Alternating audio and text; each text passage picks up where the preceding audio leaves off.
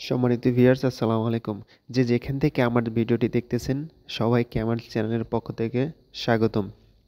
তো আমি ইতিপূর্বে বিভিন্ন মৌসুমী ফসলের চাষাবাদ সম্পর্কে আপনাদেরকে পরামর্শ দিয়েছি এবং ভিডিও আকার ধারণ করে আপনাদের মাঝে তুলে ধরেছি। তো আজকে ব্যতিক্রমধর্মী একটি ভিডিও আপনাদের মাঝে তুলে ধরব।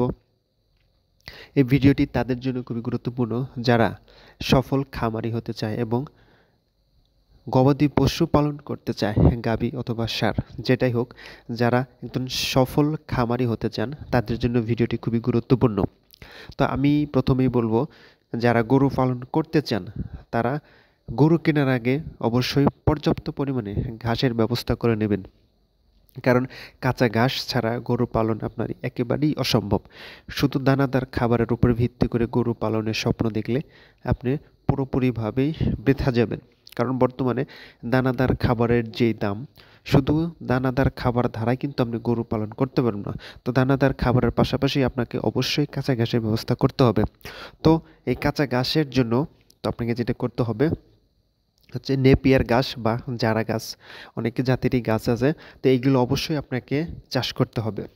তো আমি মূলত যে কাটিংটা দেখাচ্ছি সেটা হচ্ছে নেপিয়ার গাছ। এটা অনেকে আবার জারা গাছও বলে। তো এই নেপিয়ার গাছ বা জারা গাছেরও কয়েকটা জাত আছে। যে আমি যেটা দেখাচ্ছি এটা হচ্ছে এই নেপিয়ারি গাছের একটা জাত। এইটার প্রধান বৈশিষ্ট্য হচ্ছে এই গাছটা খুবই লম্বা হয় এবং এই গাছের প্রধান বৈশিষ্ট্য হচ্ছে আপনার যতই পানি জমুক জমিতে এই গাছটা মরে না।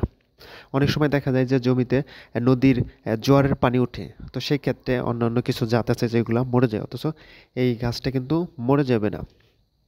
তো এই গাছটা খুব অল্প সময়ের মধ্যেই খুব লম্বা হয় এবং খুব অল্প সময়ের মধ্যে বাড়ে এবং এই গাছে প্রচুর পরিমাণে ভিটামিন থাকে। তো যারা এই গাছটা লাগাতে চান তাদের জন্য ভিডিও খুবই গুরুত্বপূর্ণ। তো গাছের জন্য, এই গাছ লাগানোর জন্য অবশ্যই 2 গিট করে রাখবেন। 2 গিট রাখার কারণ হচ্ছে 1 গিট মাটির নিচে যাবে এবং অন্য গিট উপরে থাকবে। মাটির নিচে যে গিটটা যাবে সেখান থেকে শিকড় মিলবে এবং ওপরে যে গিটটা থাকবে সেখান থেকে কিন্তু নতুন করে চারা বের হবে। তো অবশ্যই এইভাবে 2 গিট করে কেটে নেবেন। তো আমি কেটে নিলাম। এবার আমি এগুলোকে সুন্দর করে আটি বেঁধে নিব। সুন্দর করে আটি বেঁধে তারপরে আমি পানিতে ভিজিয়ে রাখবো। তো আপনারা চাইলেও এভাবে পানিতে ভিজিয়ে রেখে তারপরে চারা রোপণ করতে পারেন, অথবা যাদের জমি একেবারেই ভেজা বা সেচের ব্যবস্থা আছে তারা জমিটা ভালো করে আড়াআড়িভাবে 2-3টা চাষ করে নেবেন এবং যদি পারেন চারার কাটিং রোপণের আগে ভালো করে সেচ দিয়ে নেবেন, মাটিটা কাদা কাদা করে নেবেন, তারপরে এই কাটিংটা লাগাবেন, খুব অল্প সময়ের মধ্যে হয়ে যাবে। তো আমি মূলত আজকে সময় পাবো না, আমি একটা জব করি যার কারণে আমি আজকে লাগাতে পারবো না, সেই কারণে আমি আটিগুলো সুন্দর করে বেঁধে আমি পানিতে ভিজিয়ে রাখবো। আগামী শুক্রবার এসে আমি এগুলো আমার জমিতে লাগাবো, কারণ এগুলো যদি আমি বাইরে রেখে দেই তাহলে কিন্তু সবগুলা কাটিংই শুকিয়ে যাবে, যার কারণে আমি সুন্দর করে আটি বেঁধে নিয়েছি। ওইগুলো আমি এখন পানিতে ভিজিয়ে রাখবো। তো পানিতে ভিজিয়ে রাখার ক্ষেত্রে আরেকটা পন্থা আপনাকে অবলম্বন করতে হবে। যে ভুলটা বেশিরভাগই মানুষই করে সেটা হচ্ছে পুকুরের বা নদীর ধারে কিন্তু এগুলো রেখে দেওয়া হয়। তো যারা নদীতে অথবা পুকুরের ধারে রেখে দেন তাদেরকে আমি সাবধান করে দিচ্ছি, ভুলেও এই কাজটি করবেন না, কারণ পুকুরের পাড় এবং নদীর ধার কিন্তু কোনোটাই সমান না। দেখা যায় যে পুকুরের পাড়ে আপনি যখন রাখবেন একটা চারা 2 ইঞ্চি মাটি পানি নিচে যাবে, আর অন্যটা দেখা যায় যে একদম তলিয়ে যাবে। সেই ক্ষেত্রে কিন্তু যেটা তলিয়ে যাবে সেটা কিন্তু অবশ্যই মরে যাবে। তো আপনাকে করতে হবে খোলা একটা জায়গায় কোদাল দিয়ে মাটি আলগা করে সেখানে কাদামাটি করে অবশ্যই সেখানে রাখতে।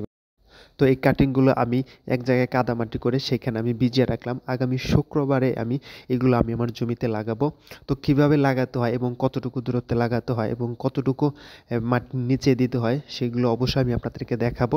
তবে সেই সব ভিডিও দেখতে অবশ্যই চ্যানেলটি সাবস্ক্রাইব করবেন এবং সবার আগে ভিডিওতে বেল আই বাটনে ক্লিক করে রাখবেন এবং লাইক কমেন্ট শেয়ার করে অবশ্যই পাশে থাকবেন। তো চাষি ভাইদের জন্য গুরুত্বপূর্ণ ভিডিও নিয়ে আমি আপনাদের মাঝে হাজির হব এবং গবাদি পশু সম্পর্কে গুরুত্বপূর্ণ পরামর্শ আমি আপনাদেরকে দেব। সব তো আজকে এই পর্যন্তই।